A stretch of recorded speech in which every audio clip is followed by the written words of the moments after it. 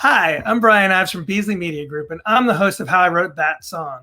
This podcast is a group effort between us, BMI, and HD Radio, and we're powered by Yeti mics. Thank you, Yeti. The mic includes DTS audio technology, and you can buy it wherever electronic gear is sold. Today, we're talking to Kevin Griffin of Better Than Ezra. You know his songs Good and Juicy and In the Blood. You probably know his solo song Someone Tonight, and we're going to talk about all of them. You know, not everyone you hear on the radio writes their own songs, and that's okay. But Kevin does write or co-write pretty much everything you hear him singing.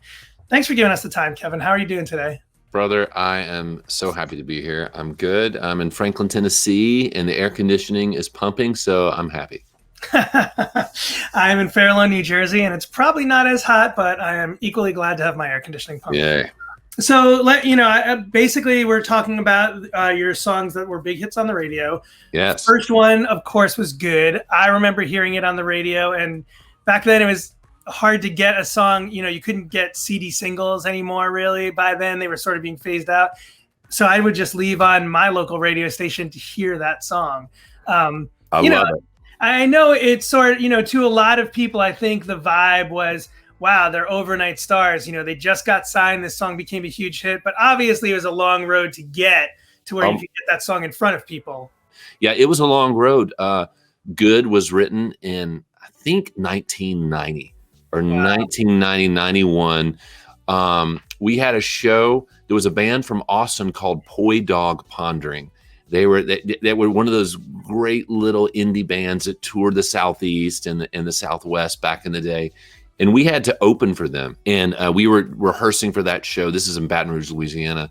And I had this idea for a song, just 4 chords. And I'd been listening a lot to Dylan. The hallmark of a good song for him is that it's the same chords, just use dynamics and melody changes to make those transitions and the chorus lift and all that kind of stuff. And it was really an exercise with Good. You know, it's G, D, E minor, and C 7th. And back in the day, if you wanted to make a song feel alternative, you added the 7th chord. And so those are the chords of Good.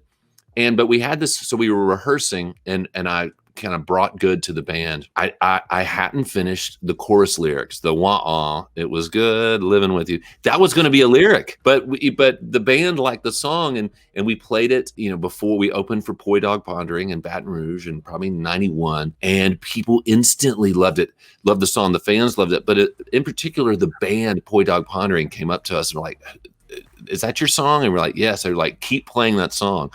And so I was like, "Yes, we will." And like most musicians, I was like, "Yeah," but it's just stand-in lyrics. I'm going to come up with proper lyrics, very insightful, intelligent lyrics for wah-ah.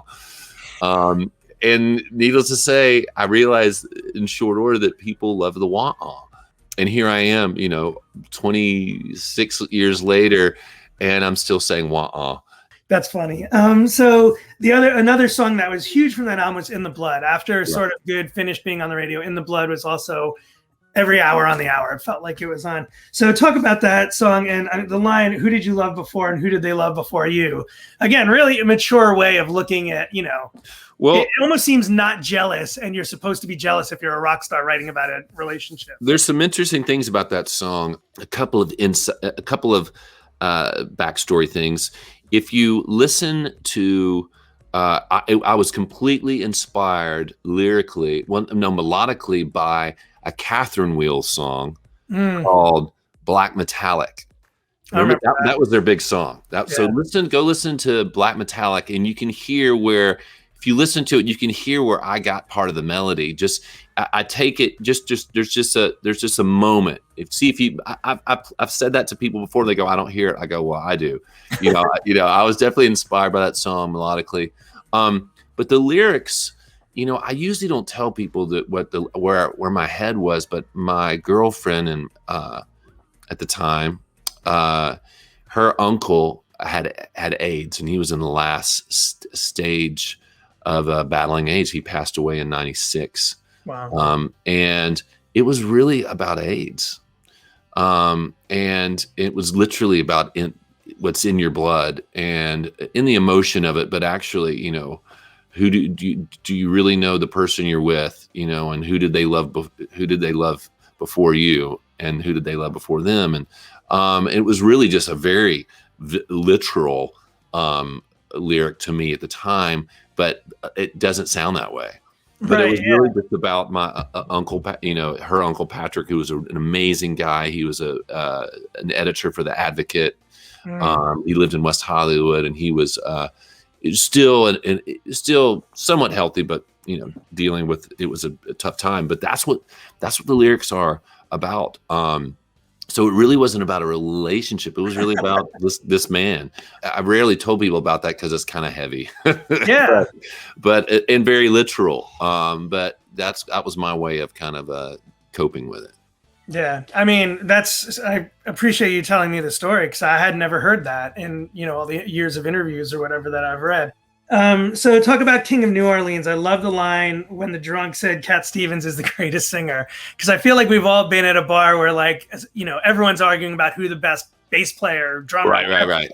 King of New Orleans. So in 1994, the band moved. We had moved back from Los Angeles, where we recorded Deluxe, and we lived in Baton Rouge, Louisiana, a little bit. But we were all like, "I got to get out of Baton Rouge. That's where I went to college." So we moved down to New Orleans, and we had this amazing house at the corner of Harmony and Chestnut in the Lower Garden District in New Orleans, and this amazing old house that had been renovated. And I would just go down to the French Quarter sometimes, and it was I was single. I was 22, and I would just go down and just meet people. And the French Quarter attracts just the oddest people, travelers, and I would just hang out. It was just a great time. I saw this one guy, and he had this group of kids. I could tell he was a leader, and I just kind of started imagining him as the king of New Orleans. And so I started writing the lyrics and lyrics in the music. And the music, it's got these kind of it's written like no other song I've ever written. It's a lot more complicated than other songs I've written. I really like writing simple songs because I have a very simple understanding of music. I have no music theory, but this one has all these interesting chords in it in a very I don't even know what the name of the chord is, but it sounds like Led Zeppelin. It's da da blah. It's like an A diminished seventh. I'm not sure what it is. But the lyrics. So the music came. The pauses in the chorus came when I was taking a shower at that house. It was one day I was like, "Oh my God, I need my cassette recorder," because this is before cell phones. But it wasn't until we were touring for Deluxe, and we were doing a press tour of Europe, and we were in Paris, and I went to the Picasso Museum in the Marais district, which is my favorite museum in the world, because I love Picasso, but it's a small museum. I love small museums. And I was just feeling so inspired. And I went to this cafe within, ears with that was where Picasso Museum was still visible, and had a glass of wine and finished the lyrics to King of New Orleans. And and it's just about, this imaginary story of this kid they struggle to survive, and he's this leader, and you do what you can to make money, and you deal with the idiots, the drunk tourists. Fair enough. So when I was listening to Desperately Wanting over the weekend, I was like, this song is pretty ahead of its time, in that it's talking about people that are being medicated too much and mental illness in a way that, like, I feel like only in the past 3 or 5 years American culture has been sort of comfortable with addressing mental illness as like an illness in the way that cancer is an illness. Whereas I feel like in the 90s, it would be like, oh, they're kind of sick. Like it was almost something nobody would be comfortable talking about. So talk about the decision to write about that in this song. I haven't thought about it that way, and it's interesting for you to think about it. It seemed really natural to me. Desperately Wanting was written about, in part written about the Better Than Ezra was 4 members when we started, and a close friend, Joel Rundle, was in the band, and he committed suicide in 1990, and it was really about, this lyric is about reflecting on. So very often in my songs, I'll have a real life experience, and then I'll use that, and then I take dramatic license and turn it into something else. I use that as a jumping off spot. I don't write like that anymore. It's interesting.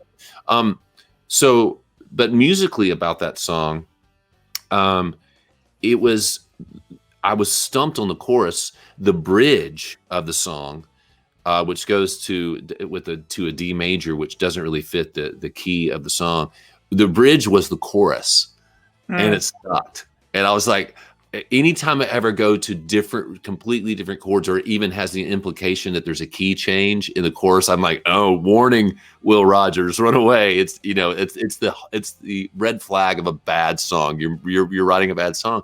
And literally, so often when I'm writing a song, I'm like, okay, I need to do something different. And I literally said, oh, speed up the delivery of the lyrics. And so it's just the same chords, and I did a little melodic ramp up, and then I'm just doubling up the delivery of the lyrics, and that was the lift that I needed. I remember running through the wet grass, falling, and I knew when I sang it. So often, I'm guessing there's a constant theme with songwriters. They'll say, the minute you just stumble upon that melody, like, oh God, there it is.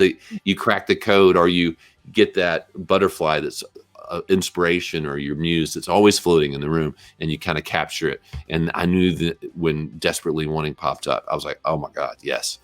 Thank you, Kevin. Thank you for the time. Thank you, Yeti, for the mics. And I'll see all of you guys next time on How I Wrote That Song.